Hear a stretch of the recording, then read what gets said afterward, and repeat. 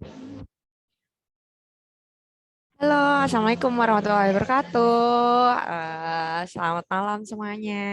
Wah, ketemu lagi sama saya nih. Yang terima kasih semuanya untuk udah hadir malam ini tentang pembahasan fixing fraud and biases in the recruitment process. Nah, mungkin nggak asing ya untuk orang-orang eh, anak-anak atau mahasiswa yang mau daftar kerja atau magang atau apapun yang berurusan dengan dunia usaha atau bisnis itu pasti ada rekrutmen nggak asing lah di telinga-telinga teman-teman ini semua yang hadir malam ini.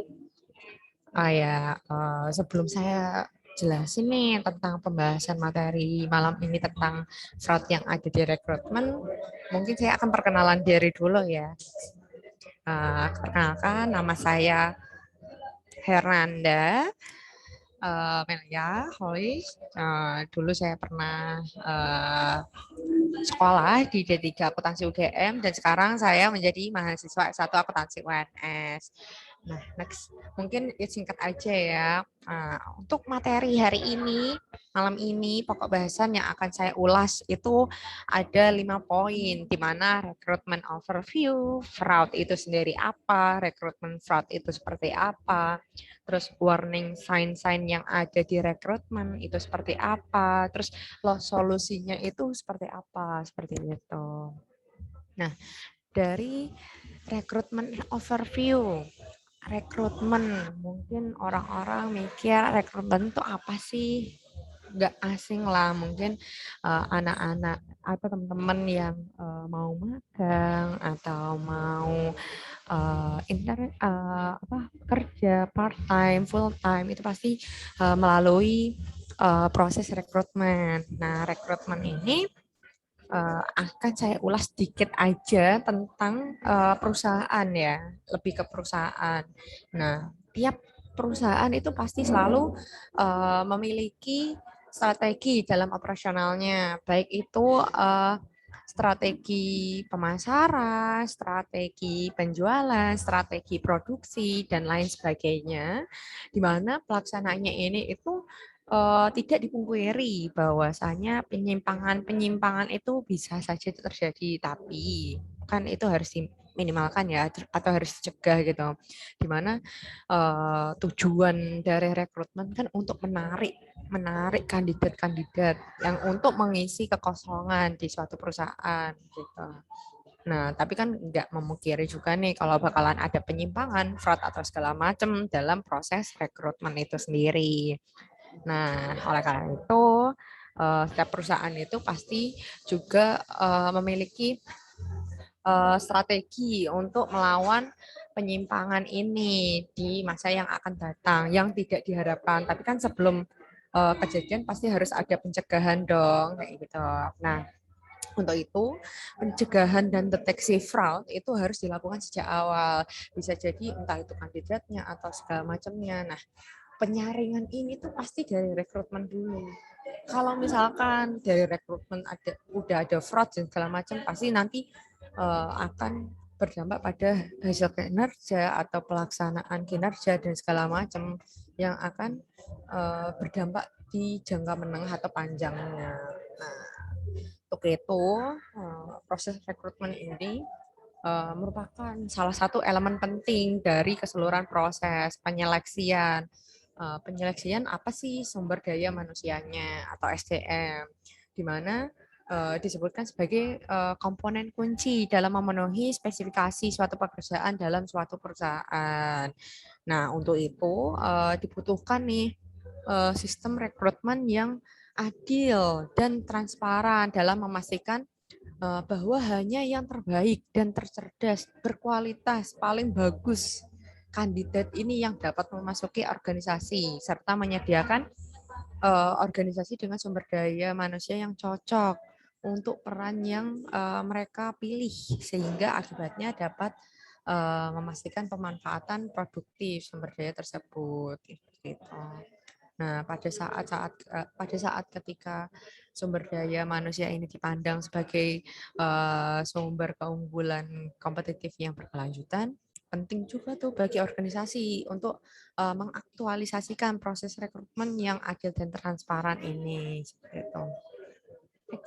Nah, untuk itu, sebelum itu saya harus menjelasin dulu nih fraud, sebelum masuk ke rekrutmen fraud. Fraud itu apa sih? Kalau menurut Association of Certified Fraud Examiners atau ACFA, fraud ini merupakan perbuatan melawan hukum yang dilakukan dengan sengaja untuk tujuan tertentu. Tujuan tertentunya ini apa sih? Kayak misal manipulasi hasil dari rekrutmen atau segala macam, atau memberikan laporan yang sudah dimodifikasi atau yang keliru atau segala macam seperti itu, yang dilakukan oleh orang-orang bisa jadi dari dalam atau luar organisasi untuk mendapatkan keuntungan pribadi maupun kelompok secara langsung ataupun tidak langsung, ini dapat merugikan pihak lain. Nah, sehingga fraud ini itu mencakup segala macam yang dapat dipikirkan manusia dan yang diupayakan oleh seseorang untuk mendapatkan keuntungan dari orang lain gitu. Next. Nah, untuk jenis-jenis fraud ini ada 3 kalau menurut ACFE, di mana yang di mana ACFE ini kan organisasi profesional yang bergerak di bidang pemeriksaan atas kecurangan dengan mengklasifikasikan fraud itu dalam 3 tingkatan yang biasanya itu disebutnya fraud rate ya. Tapi di sini ada 3, asset misappropriation, fraudulent statement, dan corruption. Asset misappropriation itu penyimpangan atas aset, meliputi bisa jadi penyalahgunaan atau pencurian aset atau harta perusahaan. Nah, ini merupakan bentuk fraud yang paling mudah dideteksi karena sifatnya ini yang tangible atau dapat diukur atau dihitung. Nah, fraudulent statement atau pernyataan palsu. Nah, ini tindakan yang dilakukan biasanya itu oleh bisa jadi pejabat atau orang internal organisasi, suatu instansi atau segala macam untuk menutupi, bisa jadi menutupi kondisi keuangan yang sebenarnya atau bisa jadi rekayasa pelaporan dan segala macamnya. Nah, ini itu untuk memperoleh keuntungan atau mungkin dapat dianalogikan dengan istilah window dressing. Nah, yang terakhir itu ada corruption atau korupsi. Nah, jenis fraud yang terakhir ini itu sulit dideteksi karena menyangkut kerjasama dengan pihak lain. Bisa jadi kayak seperti suap ya. Nah, biasanya biasanya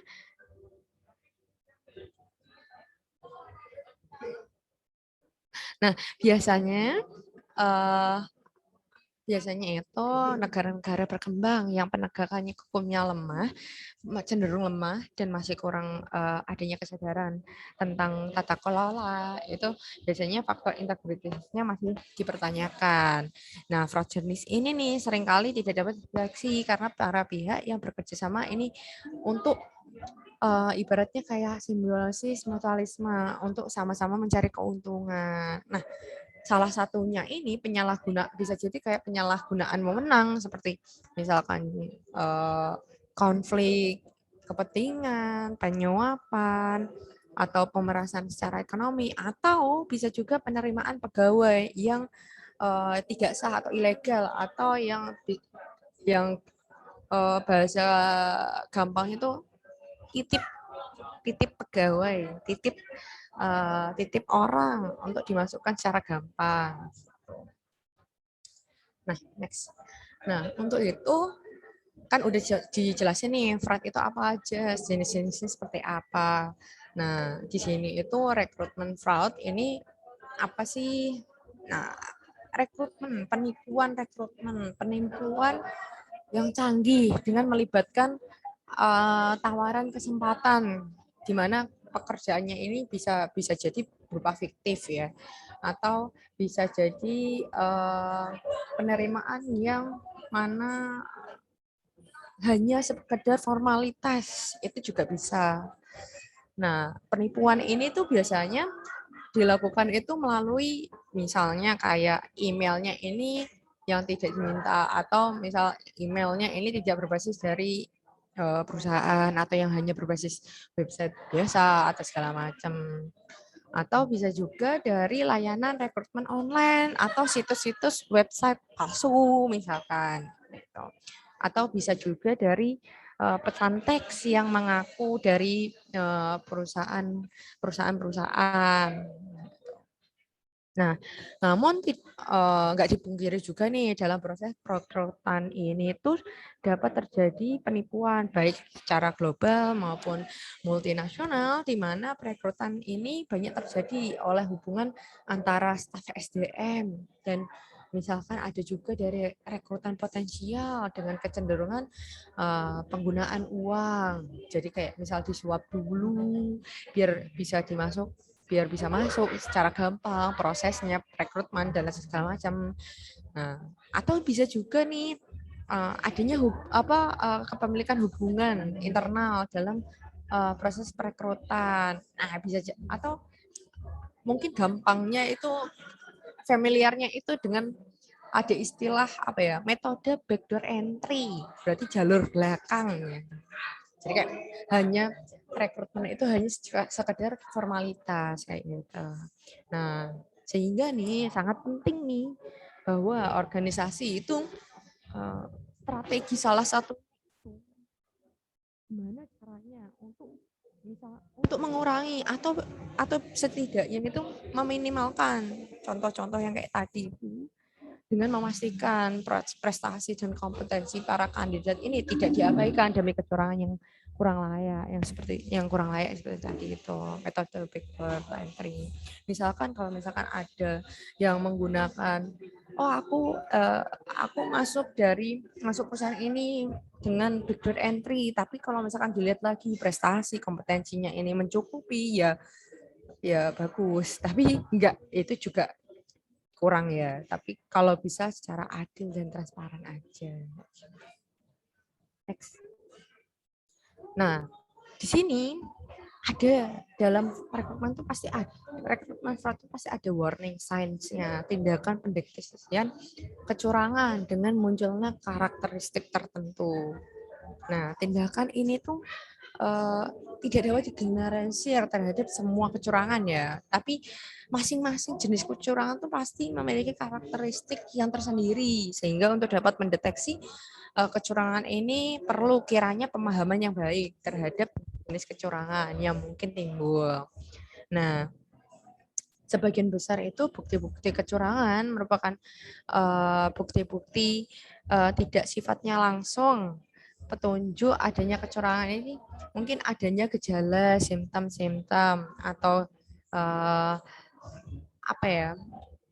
seperti adanya perubahan gaya hidup misalkan, atau perilaku seseorang. Nih, ini maksudnya red flag-nya itu dari gejala-gejala yang dari orang-orang yang ada hubungan sama pihak internal atau dari stafnya ini, bisa jadi dari itu dan dari orang rekrutnya gitu. Itu bisa juga dari gitu ya. Atau keluhan dari pelanggan, misalnya keluhan maksudnya pelanggan ini keluhan dari kandidat lain loh kok. Misalkan kayak wawancaranya, ini saya wawancara lama, yang si B ini wawancaranya sebentar, itu kan pasti ada pertanyaan-pertanyaan yang beda ya, maksudnya ada keluhan-keluhan seperti itu. Nah, karakteristik atau kondisinya itu bisa jadi disebut dengan red flag. Red flag ini. Nah, tapi balik lagi kalau misalkan red flag itu juga tidak selalu merupakan indikasi adanya kecurangan. Tapi biasanya selalu muncul di setiap kasus kecurangan. Agak complicated ya artinya gitu. Nah, karena itu harus tapi red flag ini itu dapat membantu langkah untuk memperoleh bukti awal atau mendeteksi adanya kecurangan. Nah, fraud ini pasti ada motivasi ya. Maksudnya nggak semerta-merta, aku pengen lakuin fraud biar ini, itu enggak.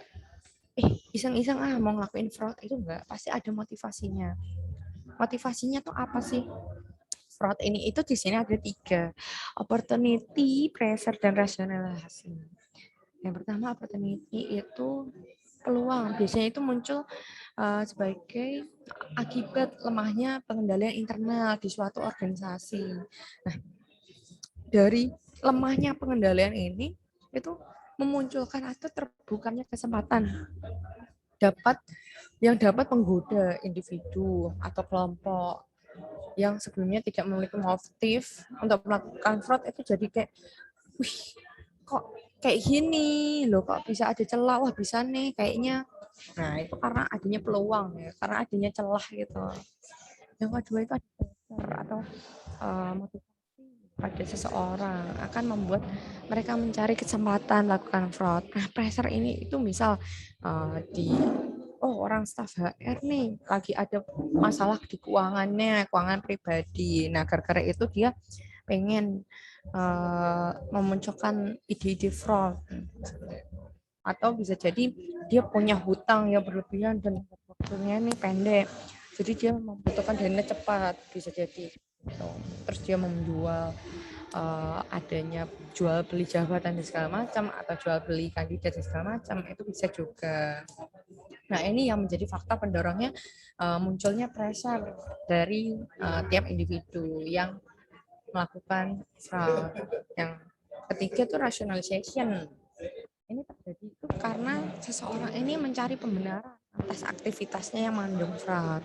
Nah, pada umumnya ini fraud itu merasa bahwa seseorang ini melakukan tindakannya ini bukan merupakan suatu kecurangan, tapi sesuatu yang memang merupakan haknya, atau bahkan kadang orang ini itu merasa telah berjasa karena telah berbuat banyak untuk organisasi. Nah, dalam beberapa kasus lainnya ini terdapat pula nih kondisi di mana pelaku tergoda untuk melakukan fraud karena merasa rekan kerjanya juga melakukan hal yang sama. Jadi dia nggak, loh kok teman-teman ngelakuin fraud kok aku enggak. Oh, temen punya uang banyak karena fraud kok aku enggak. Nah, itu bisa juga dari melakukan atau mencari pembenaran dari aktivitasnya itu. Nah, kalau di rekrutmen itu misal rekrutmen fraud ini biasanya tuh warning sign-nya itu misalnya kayak ada yang meminta uang, atau misalnya kayak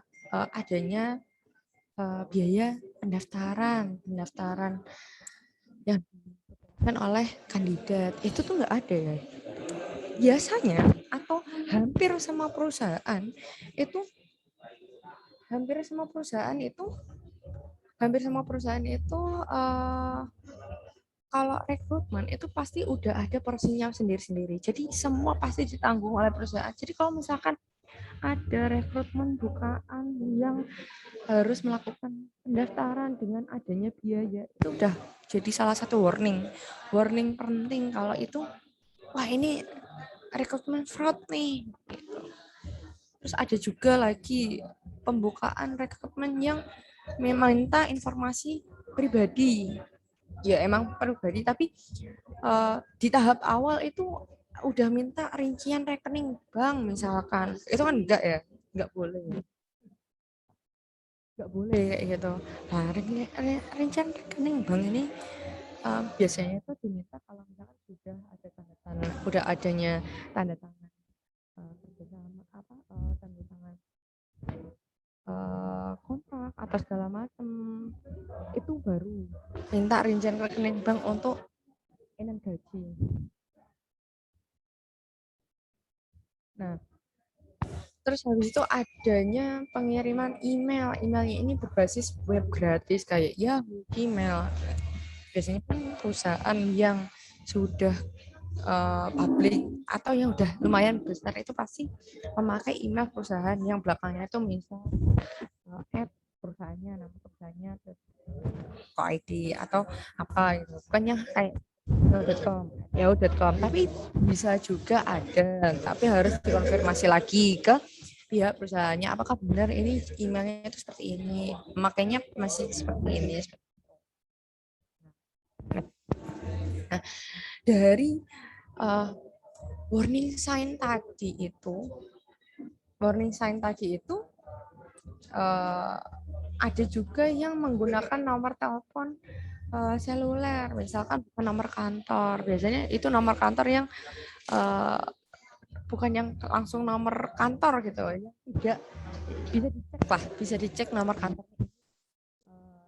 Entah di nomor perusahaan benar nggak atau apa. Tapi bisa juga balik lagi kalau misalkan ternyata nomor kantornya lagi ada trouble, jadi mengharuskan pakai nomor telepon seluler. Tapi ini biasanya disesuaikan ya, atau dibenarkan dengan adanya pemberitahuan di website perusahaan, atau adanya pengeluaran browser dari perusahaan, atau pemberian email dari perusahaan yang mengatasnamakan di mana adanya menghubungkan dari calon kandidat ini dari nomor telepon yang tertera. Nah, seperti itu bisa ya, bisa jadi. Tapi kalau memang dari awal memakai nomor telepon seluler tanpa ada pemberitahuan di website, belum ada browser, pamflet dan segala macam, itu perlu diragukan ya. Itu salah satu sign fraud dalam rekrutmen. Lalu bisa jadi penggunaan dokumentasi dengan format yang buruk. Misalkan kalau tahap administrasi itu ada tahap di mana pemberian formatnya ini untuk mengisi misalkan data diri. Nah, ini tuh biasanya asal-asalan, formatnya itu jelek atau segala macam. Dan itu benar-benar tidak dipikirkan, terlihat jelas format-format ini banyak typo atau ejaan yang kurang bisa dilihat dari itu. Karena kalau misalkan perusahaan mau merekrut kandidat itu pasti dipikirkan secara matang. Jadi untuk kesalahan ejaan, tata bahasa yang substansial, format-format itu pasti akan adanya penyeleksian dari awal. Jadi nggak mungkin cuman itu pasti sudah di cut sebelum sebar ke masyarakat umum seperti itu. Nah, gimana sih? Nah, dari warning sign ini itu saya jabarkan ada beberapa solusi untuk fixing fraud dan biases dari proses rekrutmen ini. Yang pertama itu ada bagaimana teknologi dari sektor teknologi dapat mengurangi kemungkinan penipuan selama proses perekrutan. Nah, dalam konteks ini nih, itu tidak memungkiri lagi ya, banyak organisasi mengambil langkah proaktif untuk meminimalkan penipuan dan dalam proses rekrutmen. Nah, beberapa strategi ini itu termasuk memperkenalkan teknologi ke dalam setiap langkah proses rekrutmen. Bisa jadi dalam pemeriksaan kandidat atau pemeriksaan berkas segala macam. Ini itu atau bisa jadi dengan memperkerjakan agen eksternal yang bermitra dengan dengan organisasi yang bersangkutan. Nah, ini juga dapat memastikan proses perekrutan yang objektif dan netral, dan mana semua ini diaktualisasikan tingkat kewaspadaan dan pengawasan staf SDM-nya untuk memikirkan sistem yang buruk atau human error, atau bisa jadi dari pengawasan dari fraud-fraud yang akan terjadi dalam staf SDM-nya ini gitu. Nah, kelemahan-kelemahan ini juga menyangkut tujuan organisasi ya dari proses rekrutmen yang adil dan transparan ini. Nah, semakin banyak teknologi yang dapat menghapus elemen manusia sejauh mungkin, sehingga rekrutmen yang benar-benar tidak bias itu tidak jadi. Yang bias itu tidak jadi gitu. Misalnya menggunakan bot artificial intelligence dalam interaksi dengan kandidat potensial dengan menghilangkan risiko yang tidak bermoral, sistem bersekongkol dengan orang dalam yang dikompromikan. Nah, selain itu juga membuat seluruh proses perekrutan ini sampai wawancara akhir itu didorong oleh teknologi. Berarti interaksi dari kandidat dan wawancara ini itu dijaga seminimal mungkin sehingga penipuan dan bias ini bisa berkurang dalam proses perekrutmen. Yang kedua itu ada, mengapa sih teknologi saja itu bukan solusi dan kebutuhan akan elemen yang etis. Nah, beberapa panel karyawan itu atau karyawan senior itu memeriksa aplikasi, memastikan check dan balance dalam proses perekrutan. Bahkan jika salah satu atau beberapa panel ini yang dimiliki orang dalam mungkin mendorong kandidat tertentu.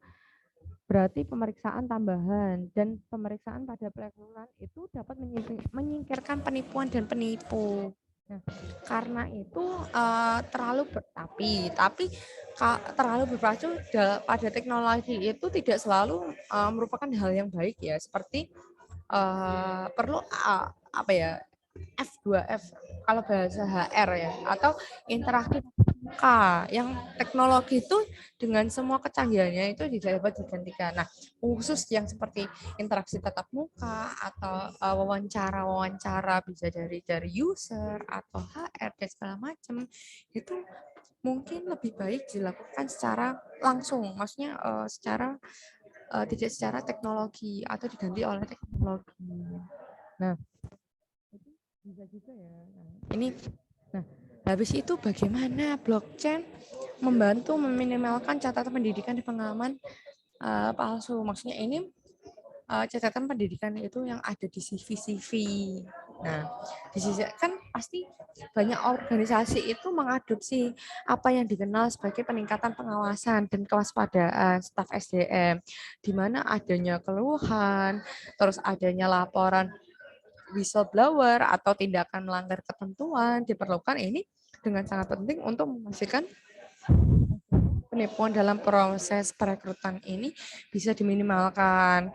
Nah, contohnya nih penipuan yang paling umum yang direkrutmen ketika calon rekrutan atau kandidat ini memalsukan resume mereka dan memalsukan catatan pendidikan dan pengalaman mereka. Nah, hal ini itu dapat diminimalkan dengan memiliki database karyawan industri di masa lalu dan sekarang. Jadi selalu diupdate gitu, yang dapat dibagi dengan perusahaan lain sehingga adanya jejak audit yang jelas tentang siapa yang belajar, di mana dia belajar, kapan dia bekerja, kapan dia memiliki pengalaman apa, itu tuh ada jejaknya gitu. Nah, dalam ini blockchain ini itu digunakan untuk efek. Nah, karena diautentikasi kan oleh elemen peer-to-peer atau P2P, suatu jaring komputer yang mana setiap komputer akan saling terkoneksi. Nah, gangguan dan spoofing atau salah satu bentuk kejahatan cybercrime ini dari catatan pendidikan dan pengalaman ini bisa berkurang atau bahkan dihilangkan kalau misalkan menggunakan blockchain seperti itu. Nah, selain itu blockchain ini secara internal dapat digunakan untuk memeriksa kandidat serta dalam setiap langkah proses ini lebih banyak dikontrol atas proses atau memastikan keadilan dan transparansi dalam proses perekrutan. Nah, tapi menggunakan teknologi dengan campur tangan manusia itu tetap perlu dalam memajukan tujuan perekrutan yang adil dan transparan. Jadi harus di mix, dicampur atau dikombinasi seperti itu. Nah, lalu ada juga perbedaan strategi HRM atau Human Resource Management dalam perusahaan non-profit dan korporasi. Itu pasti berbeda ya. Nah, solusinya itu mungkin kalau misalkan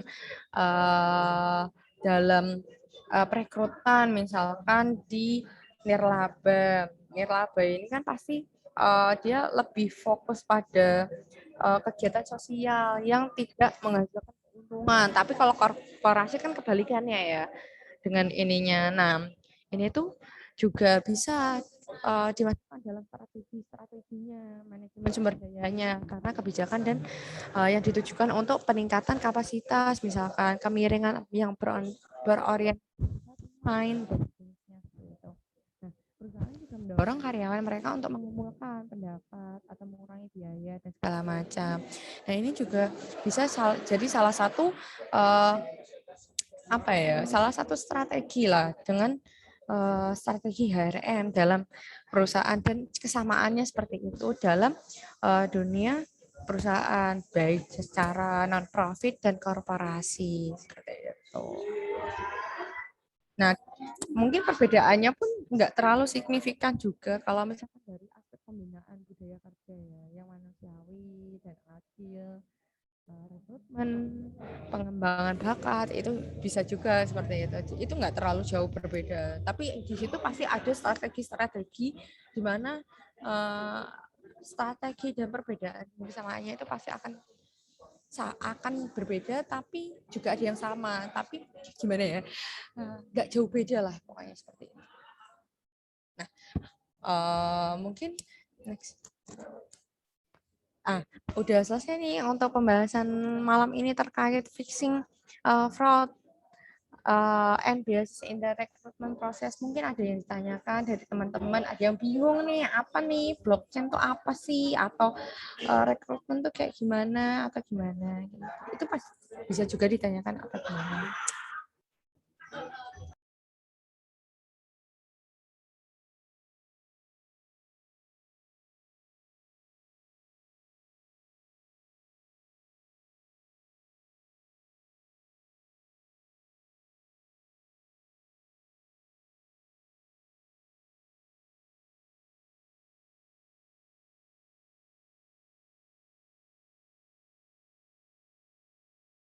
Yang mau bertanya untuk kepada Mbak Nanda. Oh ya. Ya, bagaimana implementasi blockchain dalam cryptocurrency untuk mencegah fraud? Terima kasih.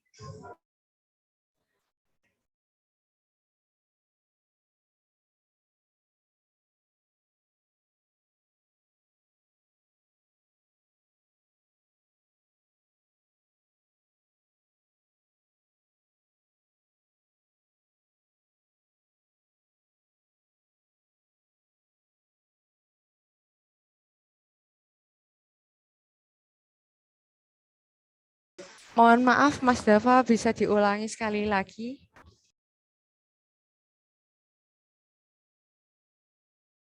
Ya, oke ya, saya akan ulangi lagi. Apakah suara saya terdengar sebelumnya? Ya. Ya, terdengar ya. Oke. Bagaimanakah implementasi blockchain dalam mencegah fraud? Oh ya, oke, baik. Terima Wah, kasih. oh ya, mungkin blockchain kan tadi sudah dijelaskan ya, blockchain itu apa gitu. Blockchain itu mungkin suatu teknologi ya untuk dalam kasus rekrutmen. Fraud kan ini bisa terjadi di mana aja, dari jenis organisasi apapun, dan sangat-sangat merugikan. Nah, sehingga kalau menurut saya blockchain itu sangat membantu khususnya dalam mencegah fraud. Nah, blockchain ini itu suatu teknologi yang sedang berkembang, di mana potensi membantu organisasi agar lebih tahan terhadap risiko fraud. Nah, kayak pertanyaan gimana sih blockchain itu bisa ngebantu dalam pencegahan fraud atau gimana? Nah, karakter unggulan dari blockchain itu ada dua. Yang pertama itu ada desentralisasi, di mana digital ledger itu mengandung blockchain ini merupakan digital ledger yang mengandung data yang dapat diakses oleh para pengguna dalam jaringan tanpa melalui administrasi terpusat. Nah, ini itu bisa menawarkan transparansi yang salah satu faktor terjadinya kecurangan gitu. Nah, yang kedua itu ada immutable atau data yang tersimpan ini dalam blockchain itu tidak dapat dihapus atau diubah. Misal para pengguna ini dalam jaringan harus menyepakati terlebih dahulu validitas data yang akan disimpan itu seperti apa dalam blockchain. Lalu data-data yang sudah tersimpan ini yang di dalam blockchain ini yang nggak bisa dihapus ini atau diubah.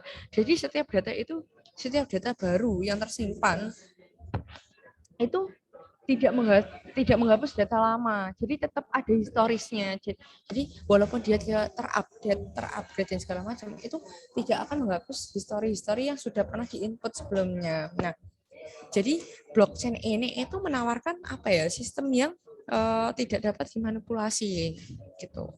Nah, secara singkatnya ini implementasi blockchain ini tuh contohnya kayak pencurian identitas dalam rekrutmen ya. Misalnya kebocoran data kandidat rekrutmen, data-data yang dicuri ini kemudian yang bisa disalahgunakan hingga merugikan pemilik data, misal data rekening, data pribadi, data info-info yang secara khusus yang memang ini ya, yang ada gitu, yang bisa disalahgunakan. Nah, blockchain ini itu dapat mengamankan data kandidat agar tidak dicuri dan disalahgunakan. Nah, data yang sudah terverifikasi ini yang disimpan dalam blockchain itu tidak dapat dihapus, dimodifikasi dan hanya dapat diakses oleh pihak-pihak yang memiliki otoritas. Jadi bisa mengurangi kecurangan seperti itu, Mas Dava.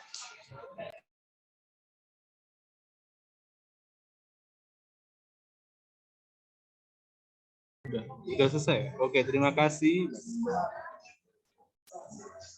Penjelasannya sangat luar biasa.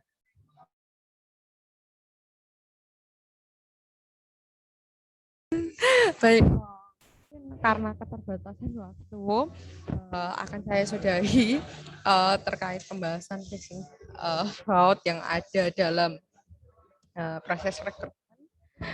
Terima kasih teman-teman yang sudah bergabung menjadi partisipasi dan juga Mas Dava yang sudah kontribusi juga dalam bertanya. Saya tutup untuk pembahasan kali ini. Mohon maaf jika ada salah kata dan segala macamnya. Wassalamualaikum warahmatullahi wabarakatuh. Semoga ilmunya bermanfaat.